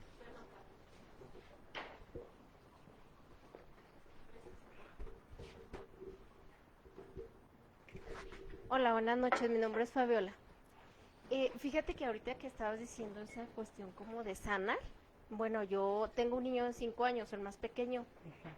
Cuando yo supe que quedé embarazada de ese niño, total rechazo, pero en automático yo dije no. Entonces yo hice como un tipo de iniciación de aborto, lo cual no funcionó, pero lo hice como mi inconsciente decía que no, pero mi consciente, que era lo que estaba haciendo en ese momento, dijo sí, lo hice. Lo cual pudo más mi inconsciente, yo creo, es mi forma de verlo. Cuando el niño nace a los 3 años ya de vida, empieza a convulsionar. No había realmente no hubo una, pues algo clínico que me dijera, fue por esto, no hubo. Y se le hicieron, o sea, en cuestión de 2 días, se le hizo de arriba abajo al niño un escaneo. Y Y yo tengo como 30 años yendo con un psiquiatra. O sea, me conoces desde que yo tenía como 10 años, pues. Entonces, pues relativamente sabe toda mi vida. Mi vida y de mi descendencia, de dónde vengo y como todos mis daños, pues. Y hicimos como un trabajo, pues, yo hice un trabajo con el niño y el niño conmigo. Cuando pasan como 3 meses de ese trabajo intenso, yo quería como preguntarte o tu forma de verlo, o que me dieras como tu punto de vista, como otros ojos, a qué se debe. Tengo como muchas dudas, pues. Al niño yo le hice como un trabajo de aceptación, pero yo sentí que no fue para él, fue para mí. Entonces en automático el niño dejó de hacerlo. O sea, ya no hubo, no se le, ya no convulsionó, pues. Y obviamente tuvo que ver, yo creo que la cuestión también de los cuidados, pues, tuvo que ver. Pero yo siento que fue más que nada como esa aceptación mía, pues. Eso de transferirle o transmitirle todo lo que yo sentía, como que fue una descarga. Y el otro día en una charla yo alcancé, fíjate, en mi mundo cerrado que tengo, alcancé a escuchar que la parte de las mamás, o sea, se recarga mucho en los hombres, pues, en los niños masculinos. Entonces, no sé, como que mi duda es qué tanto influye uno como mamá en la parte masculina o en el niño en sí, o sea, en ese ser, en ese producto, objeto, materia masculino, qué tanto influye uno con sus emociones, o con sus deseos, o con los pensamientos. Ok. Pues bien, tanto la madre como el padre tienen muchísimo peso en la mente, pero sobre todo la palabra de la madre es la que tiene más peso, porque, por ejemplo, la madre es la que tiene el poder de darle cierta posición a la mente, en la psique del niño, porque lo que hace es contener eso que hay ahí.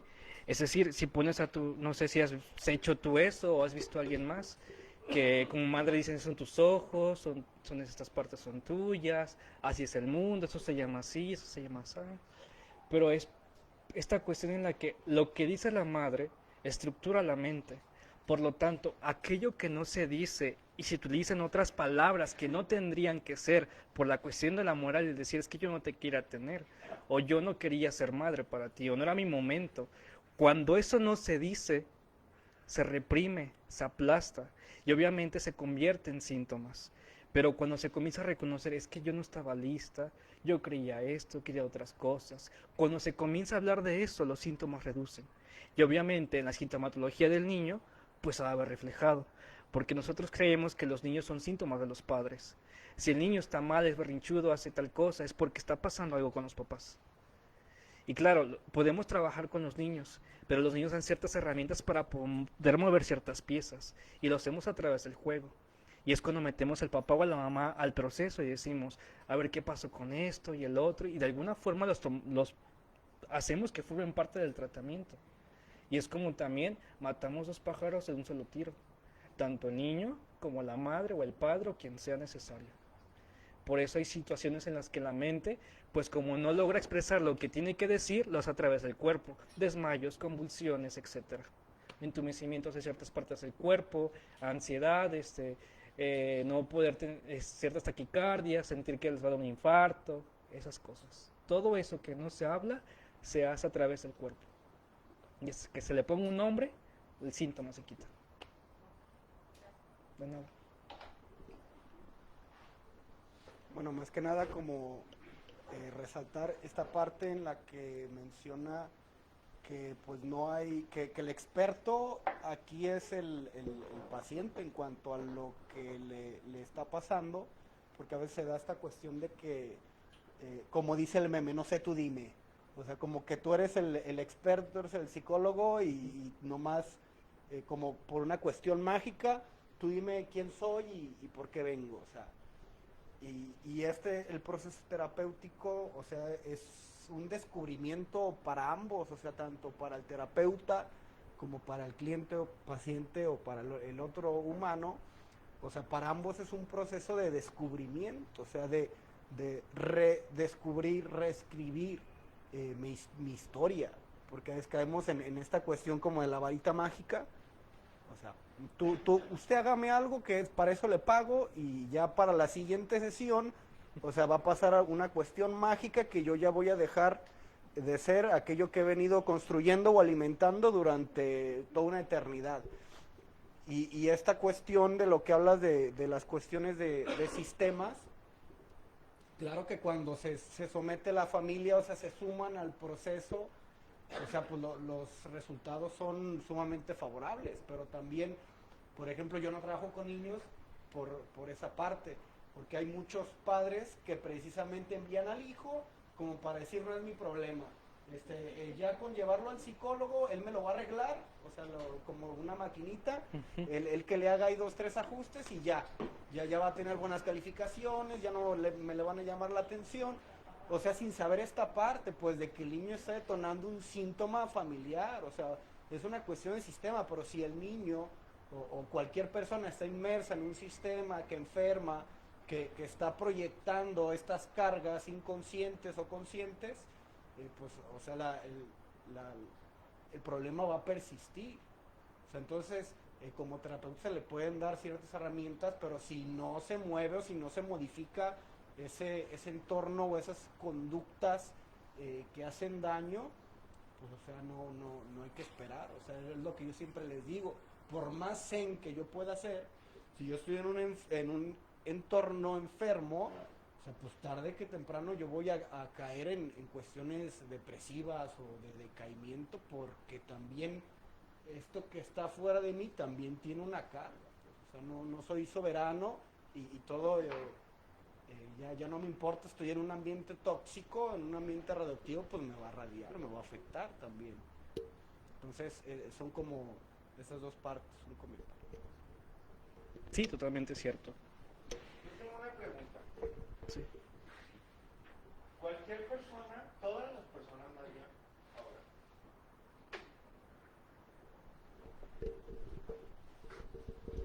¿Todos necesitamos terapia? Todos. Sí, en algún momento todos. Porque en algún momento nos duele que nuestro padre no sea como creíamos que nosotros creíamos que era. Que, por ejemplo, creíamos de pequeños que nuestro papá sabía todo o que ganaba muchísimo dinero. Eso es romper una imagen y obviamente duele. Por ejemplo, también de pasar de una etapa a otra también duele. Todo es un dolor. Y lo que se necesita aquí es comprender por qué duele y hacer al paciente consciente de lo que está pasando ahí. Si es necesario que todos vayan. ¿Todos son candidatos para el psicoanálisis? Sí, todos. Bueno, se supondría que sí. Pero la cuestión es que hay pacientes al que pues no se sienten cómodos, les gusta y pueden escoger otra terapéutica. No podemos decir que el psicoanálisis es totalmente del todo. Por eso existen varias variantes. Sistémico, gestal, humanista, la cognitivo-conductual.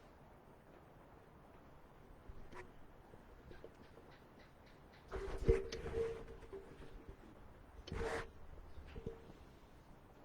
¿Alguien más quiere compartir algo? ¿Tiene otra duda?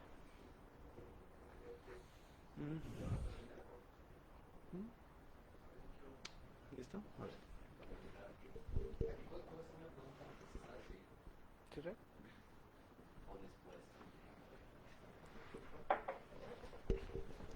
Yo quisiera hacer una pregunta ahorita que mencionaban la cuestión de los sueños.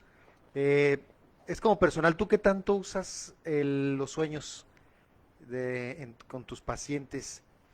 Y otra más, ¿qué pasa cuando el paciente no se acuerda de lo que sueña? Porque yo tengo temporadas en las que los recuerdo mucho, pero ya tengo bastante tiempo en la que recuerdo un sueño ya cada 15 días, yo creo.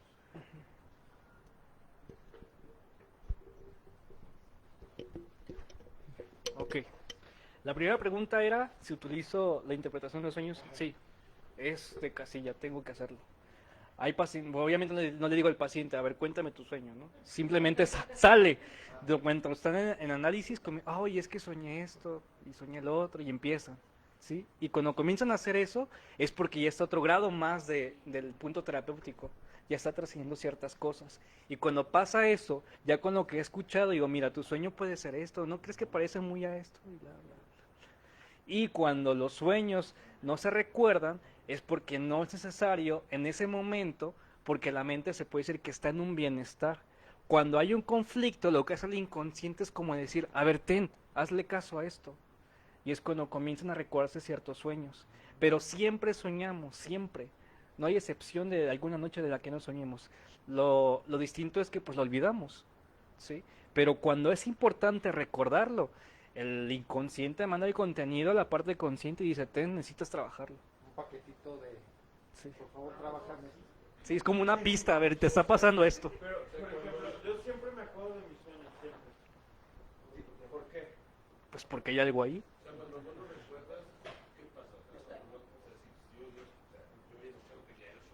Sí.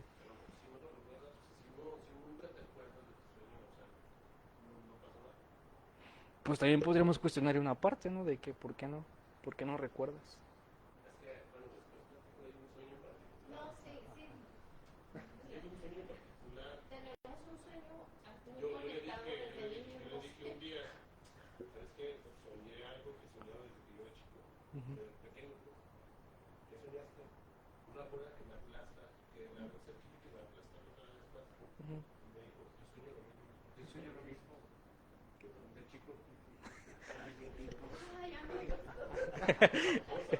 Es que hay algunos sueños que pueden ser muy repetitivos en algunos, pero son distintos en ciertas interpretaciones.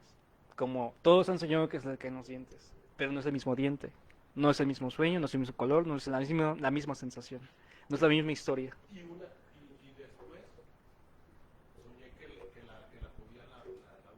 Ujú.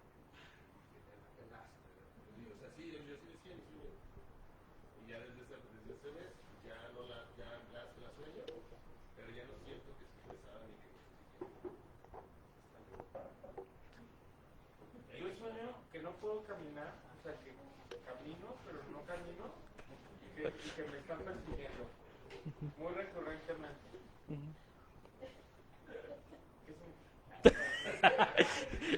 Lo vemos en análisis, Juan.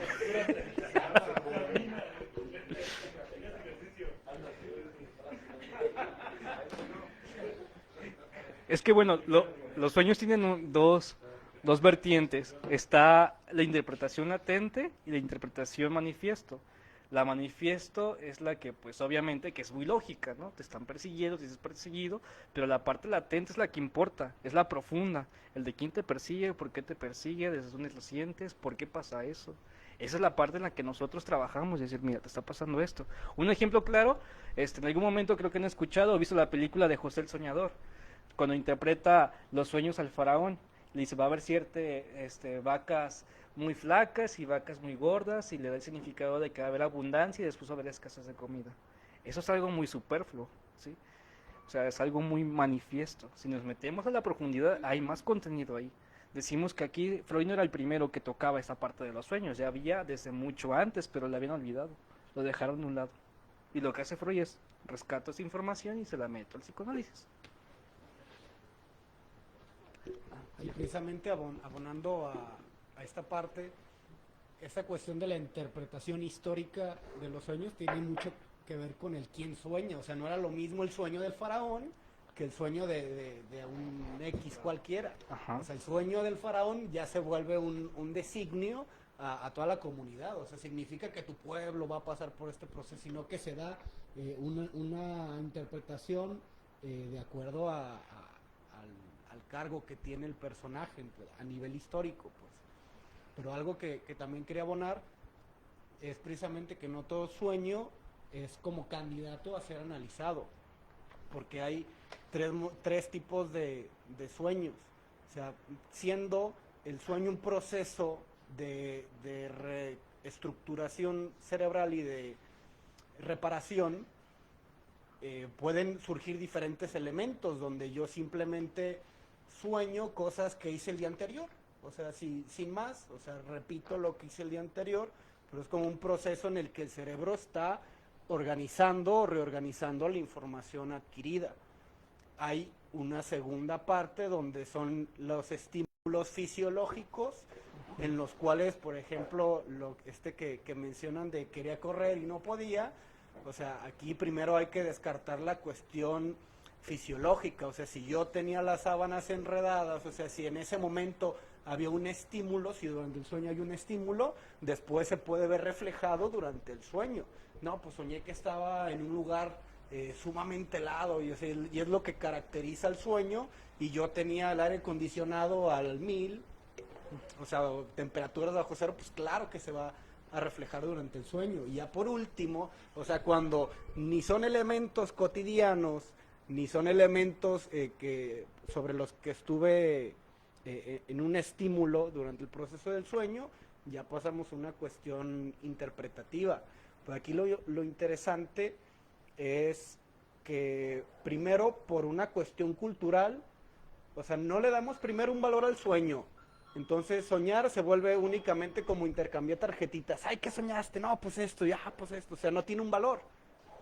Entonces cuando empezamos a hablar de estos temas como algo que tiene un contenido inconsciente, empezamos a prestar más atención a sueños que pueden ser de cualquiera de esos tres tipos, o que pueden tener cualquiera de esos tres elementos, pero es una cuestión de práctica. O sea, ¿cómo yo puedo empezar a ser más consciente de mis sueños? O sea, una de las primeras sugerencias que se dan es, en cuanto yo me despierte, que no haya un estímulo. O sea, lo que comentaba Cosme es ¿por qué me voy a acordar?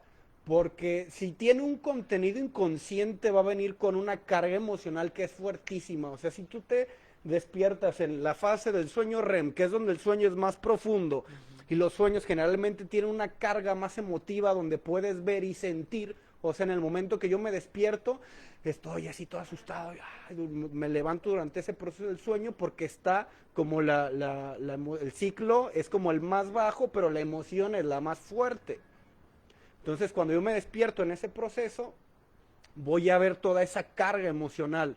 Entonces, si es un sueño que está muy relacionado con una cuestión de un coraje reprimido, yo voy a ver a los personajes de mi sueño como figuras monstruosas. No, es que yo estaba sumamente molesto con fulano, pero voy a prestarle mucha atención a la cara que yo tenía en ese momento. Yo estaba desfigurado y, o sea, y me acuerdo y hasta me da miedo.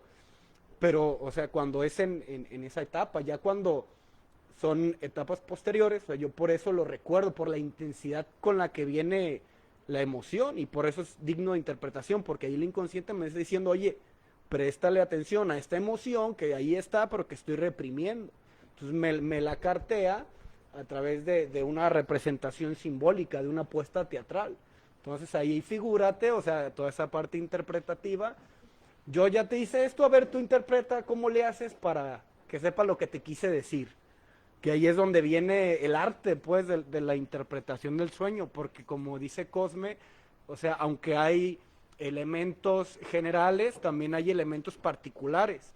O sea, él puede representar un símbolo, o sea, que tiene una concepción diferente a nivel cultural o a nivel personal. Para mí puede representar una cosa, que está el ejemplo del gato negro. Soñé con un gato negro, ay, desde el arquetipo cultural, augurio de mala suerte. Pero si ya me dicen, no, pues es que yo tenía un gatito negro cuando yo era niño, o sea, ahí la representación simbólica que hay en torno al objeto del gato negro cambia bastante. Entonces esa es la magia de la interpretación, o sea, entender el símbolo, pero desde el paciente. Aquí la bronca es cuando ni el paciente sabe, entonces ahí se tiene que ir descubriendo lentamente, porque a veces al símbolo se le hace una transferencia emocional, o puede estar representada una situación reprimida. Entonces es algo muy complejo, es algo bastante complejo. No es así como léeme las caras, así como decía, a ver qué significa, no, o sea, a veces es algo más complejo.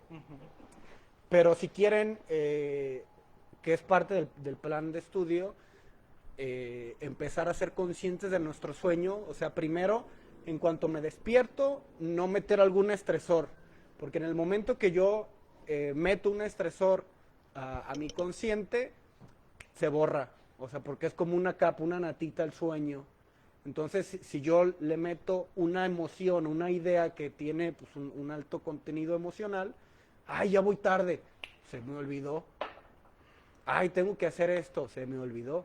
O sea, entonces, en cuanto yo despierto, si lo hago de una manera relajada, puedo recordar ciertos elementos, no recuerdo todo el sueño, pero si yo empiezo a escribir o empiezo a recordar esos pequeños elementos que sobresalen, ya después empiezo a recordar más, ay, también estaba esto, y después yo hablaba con fulano, entonces empiezan a aparecer más elementos cuando nos centramos en lo que está emergente.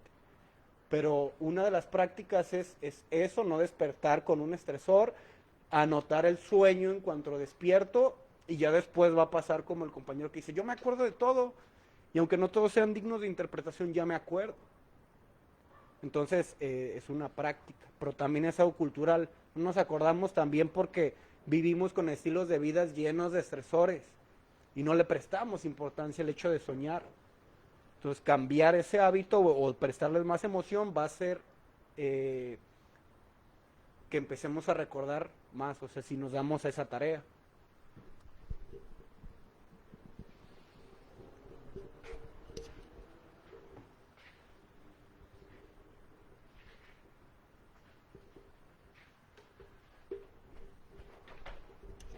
Pues nada más para agradecer, muchas gracias a Cosme, va a estar todos los lunes, Sí. sí, ¿verdad? Y luego Fara también, y luego va a estar Miguel, que es consejero en adicciones, y pues estamos aprendiendo, pues yo estoy aprendiendo mucho y reafirmando muchas cosas en este caminar. Yo creo que lo que era su misión se vuelve en una convicción a través de la opinión de gente profesional, de personas pues que trabajan con seres humanos que llegan con la misma necesidad que yo llegué, de encontrar respuestas, ¿verdad? Y se me hace bien maravilloso pues todo lo que vamos aprendiendo. Yo escucho lo que nos compartiste ahorita del psicoanálisis y lo que hablan de Freud, ¿verdad? De todos los juicios y todo. Pero compartíamos en la tarde algo muy padre. Pero a mí me gusta mucho pues esta parte humana, no tanto de Freud, sino la tuya. Porque yo creo en eso, creo que lo que nos ha hecho sentir empatía es esta convivencia pues desde que nos conocimos, ¿verdad? Te conocí con otro ser humano pues que tú sientes, es algo bien maravilloso, ¿verdad? Sientes como esa energía, ¿verdad? Es Sí. muy chida pues. Y he aprendido a valorar esa parte pues de empezar a buscar ese tipo de convivencia o de irme alejando de la gente que siento que no me siento a gusto pues, también respetando, ¿verdad? Su punto de vista o su opinión y aprendiendo las cosas chingonas pues y positivas de lo que nos compartes, tanto de Freud. Yo me gusta mucho Carl Gustav Jung, ¿verdad? Y empatizo mucho con esa parte. Y a mí te me figuras más a las técnicas de Jung, en serio, o sea, porque eres muy, muy humano, una parte espiritual chingona. ¿Cómo funcionas? ¿Verdad? Me decías que no te has puesto a investigar mucho de Jung. Está muy chido, ¿eh? Tus aportaciones han sido muy chingonas, como el libro de Alice Miller que nos sugeriste, que a mí me abrió un panorama muy padre. Y esta parte de los sueños que platicaban ahorita, ¿verdad? Se me hace muy padre porque nosotros lo compartíamos desde hace 2 años en Moctezuma con las culturas iniciáticas de la náhuatl. En la cultura iniciática de la náhuatl, esta cuestión del toltecayot era como una educación general para todos, y a los niños se les enseñaba a observar sus sueños, fíjate, a estar conscientes en el sueño, porque era un estado de conciencia. ¿Qué es un estado de conciencia? ¿Qué es sueño? Y si estaban conscientes en el estado de conciencia, que es el sueño, en el estado de vigilia, podían estar más despiertos, ¿verdad? Mucha gente piensa que al despertar están despiertos, pero no se dan cuenta que seguimos dormidos. Entonces, en el estado de vigilia podemos estar más despiertos y observar las cosas con una percepción diferente sin dejarnos, ahora sí como fagotizar a través de lo que escuchamos o de lo que nos dicen, sino de lo que es. Y el estado de conciencia de ti mismo y el estado de conciencia objetivo, ¿verdad? Estos 4 estados de conciencia, que si estamos, porque podemos hasta, de cierta manera, que son los que le llaman viajes astrales, ¿verdad? Que son sueños, pues la gente piensa que ya son viajes astrales, pues, y que están más allá del bien que del mal, y que, pero son sueños, porque no, literal no pueden viajar a donde no hayan ido. Entonces, o sea, no puedes hacer una realidad que era en un sueño a un lugar donde no has ido, pues, que no hayas visto. Es lo que yo les digo, no puedes soñar algo que no te hayan platicado, o que no hayas escuchado. A lo mejor está en el inconsciente. Ahorita que decían esto de la bola, yo lo soñé muchos años. Era algo que me atormentaba, me daba miedo dormirme, porque estoy hablando en mi niñez, pero era una bola gris, ¿verdad? Gris, que se iba haciendo, sí, más grande, pero esta bola era con un ruido, y se iba deshaciendo lentamente, ¿verdad? Pero yo dejaba la tele prendida, y en aquel tiempo no había, era la televisión, y no había, pues cable, pues, para que continuara, se acababa y empezaba el ruido a ti, y yo lo metía a mi sueño. Además, vivía con mucho miedo, yo no sabía eso. O sea, que tenía muchos miedos en mi vida, ¿verdad? Yo dejé de tener pesadillas cuando empecé a hablar. Pues estoy hablando que esto pasó como a los 30 años, cuando empecé a hablar con otra persona. Y se empezaron a ir muchas pesadillas, muchos miedos, lo que hablábamos en la tarde. Por eso a mí me encanta y les agradezco mucho toda esta información, todo este conocimiento, porque va reforzando lo que estamos haciendo. Lo que dice Fara lo tenemos en el plan de estudios, y vamos a hacer, estamos ya, a ver si nos apoyas después, estamos haciendo un libro de prácticas, de ejercicios. O sea, va a ser una práctica para que la gente, además de leer el plan de estudios, que es un conocimiento muy padre, es una invitación a encontrar respuestas en ti, empezar a practicar. Porque una de las prácticas va a ser esa: empieza a escribir tus sueños. Y ya lo habíamos observado, ya nos había compartido Fara lo que decía ahorita Saúl: ¿por qué no me puedo acordar de mis sueños? Y empezamos a investigar, y era por eso, porque despertamos y luego nos acordamos de un pendiente. Entonces, la idea era que tener un cuaderno a un lado, de hecho lo hicimos aquí un tiempo, ¿recuerdas? Y fue algo bien maravilloso, empezar a ser consciente de todos los sueños, lo que sea. Tener el cuaderno a un lado y en cuanto te despiertes, anotarlo. Porque la mente es tan fácil de distraerse, que en cuanto nos despertamos, ¡chin!, ya es tarde, y el sueño valió madre, o sea, se va, ¿verdad? Hay algunos que sí se quedan muy marcados, que son muy repetitivos, pero hasta en el sueño podemos estar conscientes, fíjate. Y si estamos conscientes en el sueño, en el estado de vigilia, que ya despertamos, vamos a tener un estado de conciencia más chingón, de observación. Es un ejercicio bien padre, bien chido.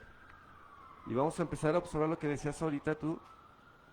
Pero yo creo eso, yo lo creo, y hago mucho hincapié en cada reunión de estudio que hacemos, lo importante que es la terapia. Mientras que no busquemos lo que decías tú ahorita y decía John, o sea, todos necesitamos terapia. La gente nos da miedo, ¿verdad?, conocernos, nos da miedo decir, aceptar que necesitamos terapia. Exacto. En serio. Yo voy con mi mamá y me platica los problemas que tiene físicos, ¿verdad? Y le digo, lo que pasa es que, ¿por qué no te gustaría tener terapia, mamá? Porque son problemas. Me dice, es que ya sé, hijo, dice, pero no puedo soltarlos. O sea, y quisiera darle yo un consejo que no está a mi alcance, Entonces yo los canalizo. A mí se me hace muy padre porque ustedes están haciendo una labor maravillosa de sacar a la gente del laberinto para en lo colectivo, ¿qué es esto? Poder participar diferente.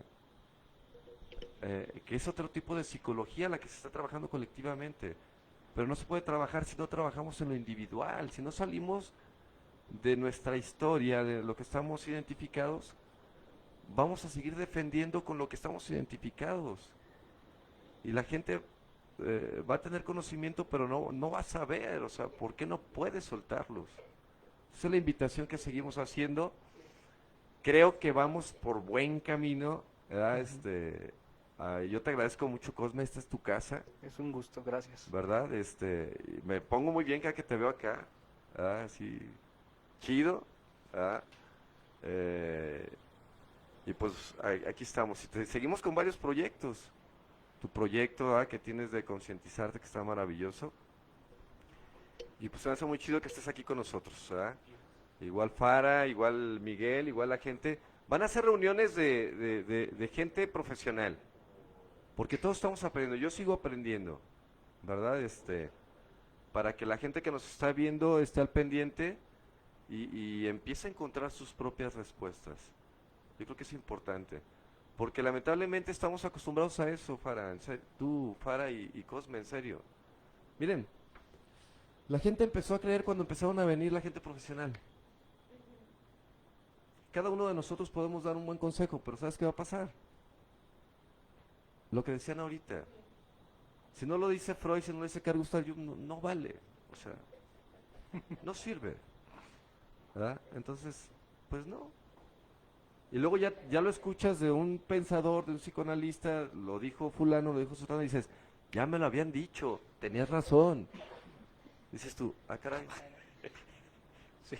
Entonces, Solo pero por el lamentablemente así nos educaron, pues, o sea, es la mercadotecnia. Decía un profesor que hay gente que no ha estudiado y puede calificar como psicoanalista. O sea, literal, yo los mejores consejos los recibí de un albañil. En serio te lo estoy diciendo, lo que a mí me rescató en el Morelos fue un albañil. En serio. Me decía, todos somos ignorantes, pero no todos ignoramos lo mismo, todos ocupamos de todos, José. Me lo repetía una y otra vez, a lo mejor lo escuchó de alguien más, pero él me lo dijo a mí. Y se me hace que sí lo dijo un gran filósofo y un pensador, pero yo lo escuché de él. Había muchas cosas o muchos comentarios que me hacía, pero yo primero ponía la etiqueta. Y decía, eres taquero, culero, o sea, qué chingados, o sea, no mames. Y luego llegaba, yo ponía etiquetas a toda la gente, y depende de quién me lo dijera, yo lo tomaba. No sabía escuchar. Y no sabemos de quién te van a llegar las respuestas, en serio. Yo ahorita estoy aprendiendo mucho de los niños. Y hablo de los niños en general, en serio. Literal, de todo, y más de los que convivo ahorita, que es Solecito y Luna. O sea, es algo bien maravilloso, que estoy aprendiendo mucho. De Mariale no se diga. Mariale es una niña que se ha desarrollado aquí con nosotros, pero muy despierta, muy ella. ¿Verdad? No quiere algo y lo dice. Y también lo dice. No, es que es algo bien maravilloso, en serio, bien maravilloso. Y me pone a observar también esta cuestión de la responsabilidad que es trabajar en esto, Cosme. A mí me encanta porque tú no te vendes. Eso yo lo pude ver desde que te conocí. Fara tampoco. A mí eso me encanta. Y es lo mismo que estuvimos platicando de esta parte humana. Sí. ¿Verdad? Para mí esa es la parte humana. No venderte. ¿Verdad? Porque yo he visto cómo te llega gente, cómo me los mandas, cómo los recibes. Que a veces te dicen, no tengo para la consulta. Luego vemos. Para igual. Pero también depende del sapo de la pedrada, porque hay unos que son bien mañosos. Exacto, también hay que saber dónde tirarlo. Sí. En serio. ¿Verdad? Oye, no traigo. Pues ahí luego. ahí luego te los pago. No, ahí luego vienes, cabrón. Voy a trabajar, cabrón. Imagínate, no, 1 bat, 2 bat, pues 3 váyase a hacer lo que le corresponde. Porque muchas veces se da, no nada más lo que hizo Fara, piensan que platicando con ustedes se les va a resolver todo. No, hay que chingarle. Hay que chingarle, y eso es bien importante. Muchas gracias, Cosme, gracias, Fara, y vamos a seguir, vamos a cambiar esta temática. Van a venir gente profesional a exponer su punto de vista, y yo feliz porque estoy aprendiendo. Muchas gracias.